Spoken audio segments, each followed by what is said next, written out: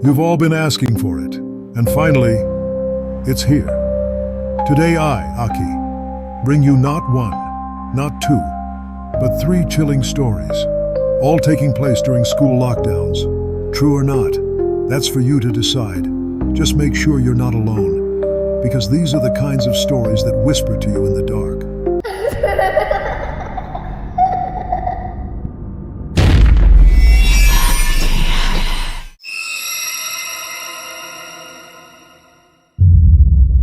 It was a boring Friday afternoon, 7th period, just one more class before spring break. We were in calculus, half of us checked out mentally. Even our teacher didn't feel like teaching. He pulled up sporkle.com and started playing trivia games with us. I remember the exact moment everything changed. We were mid-game, answering brand logo questions. The last answer I saw before it all began was Adidas. Then, suddenly, the dean's voice came blaring through the loudspeakers, panicked, frantic. "This is not a drill. Teachers, initiate lockdown procedure. Now." My whole body tensed. Even our usually chill teacher looked scared. He turned off the lights, motioned us to the back of the room. We sat there in total silence. 2 minutes felt like 20. Then, the buzzing sound from the control panel stopped. The power was cut. That's when the fear got real.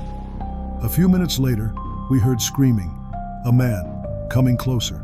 He was yelling things no one should ever hear. "I'm going to take you all down." The sound of lockers slamming echoed down the hall.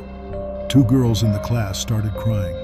And then, he was at our door, pounding, screaming, demanding we open up. One girl couldn't hold it in. She screamed, and the pounding grew louder. We all sat frozen, praying silently. Eventually he moved on, still yelling, his voice fading down the hallway. 10 minutes passed, maybe more. Then the dean came back on the intercom, his voice shaky but calmer.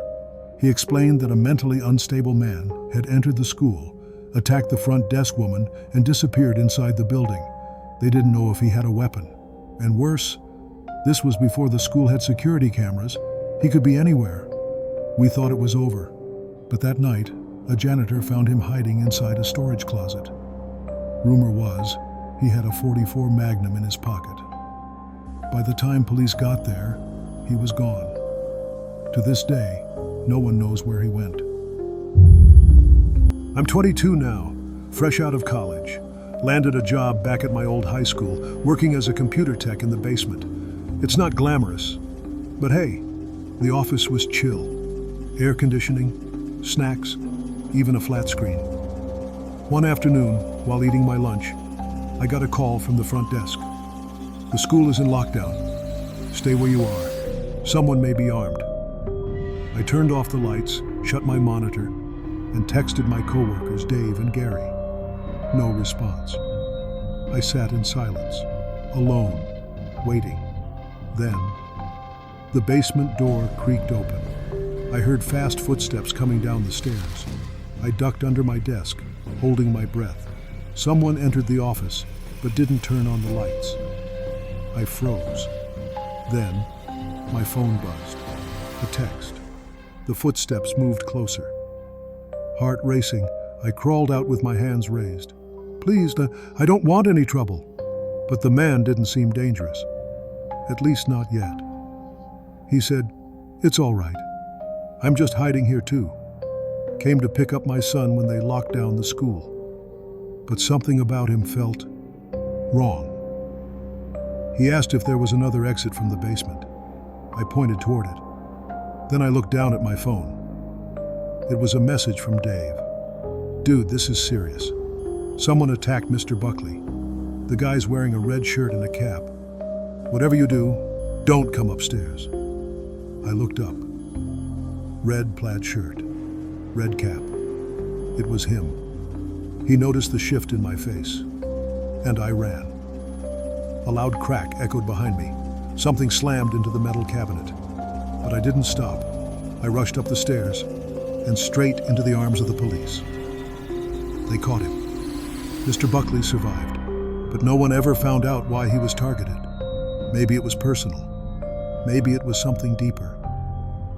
All I know is, I'll never forget the sound of fear echoing in that basement. This one happened during lunch. Our school had 2 lunch periods, one for the 6th graders and half the 7th, and the other for the rest of us. That day I was in the early lunch. It was October, a rainy afternoon with gray skies and a strange stillness in the air. You know the kind, where the clouds hang heavy and even the breeze feels like it's waiting for something. Something felt off. Then it happened. 4 loud bangs. At first, everyone thought it was thunder, but within seconds, screaming erupted from the hallway. Security staff rushed in, panic written across their faces. "Get inside, everyone! Move to the multi-purpose room now!" Lunch trays hit the floor. Some kids were mid-bite. Others just froze. Chairs toppled over, backpacks scattered. Within moments, we were herded into the multi-purpose room, a big hall we used for assemblies and rainy day gym. That room had one massive glass wall that looked out toward the street. It usually brought in soft daylight, but not today. The first thing the staff did was pull the blackout curtains across the glass. Then they locked the side doors. Adults stood by every exit, whispering urgently into walkie-talkies. We sat on the floor, silent, confused, anxious. No one told us what was happening. It felt like the world had stopped just outside those curtains.